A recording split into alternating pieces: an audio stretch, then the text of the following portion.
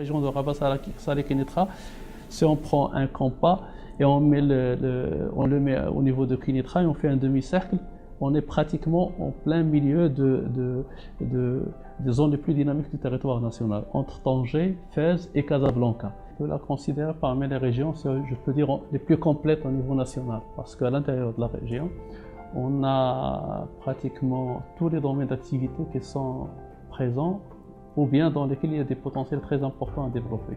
Les régions, en fait, elles ont un rôle aujourd'hui important, surtout c'est de mener ou bien d'élaborer un programme de développement régional intégré et de le mener. Donc en fait, les régions aujourd'hui se situent sur le volet développement économique de manière générale, mais c'est un développement économique qui doit être durable, socialement parlant, de point de vue environnement, de point de vue culturel et du point de vue économique.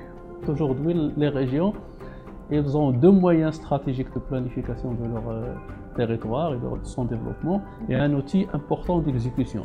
Au niveau planification, donc, les régions doivent élaborer deux documents stratégiques. Le premier, c'est le schéma régional d'aménagement de territoire, qui est un document qui trace le développement global du territoire de la région sur une durée de 25 à 30 ans, c'est à très long terme. Avec ça, bien sûr, les conseils élus sont élus directement par les citoyens et sur la base de programmes électoraux. Donc il y a le temps du mandat politique qui doit se traduire par, si on peut dire, un contrat entre l'élu et le citoyen. Donc pour ça, le conseil doit impérativement élaborer un programme de développement régional pour le temps d'un mandat qui est de 6 ans.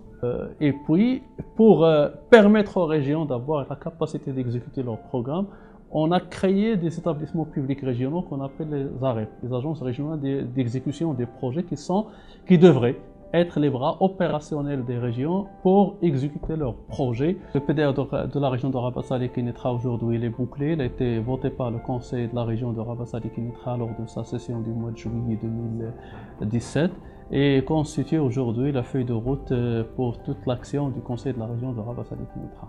Il y a encore des possibilités très importantes d'investissement. D'ailleurs, on a beaucoup d'investisseurs marocains et européens, marocains qui viennent des autres régions et européens qui viennent s'installer dans la région. Nous avons un secteur industriel qui est en plein développement, donc ce qui va nous permettre demain de devenir l'une des régions industrielles les plus importantes au Maroc. Il faut dire que le Maroc aujourd'hui, quand on voit ce qu'il a signé comme accord de libre-échange, le Maroc permet accès à un marché de manière générale de 1 milliard d'habitants. Un pays comme le Maroc, soit un pays francophone, ça facilite d'une manière très importante, je dirais, les relations avec les pays francophones au niveau de l'Europe, notamment la France, la Belgique, mais vers l'Afrique, parce que donc toute la partie, je dirais, de l'Afrique francophone, on espère bien qu'on sera à la hauteur de cette lourde mission qui nous incombe, c'est de réussir, si on peut dire, la construction de ce grand chantier qui est la régionalisation avancée, bien sûr avec tous les partenaires, qu'ils soient État, acteurs publics, acteurs privés, autorités, etc. Parce que ça c'est un chantier de tout le monde, de toute une nation.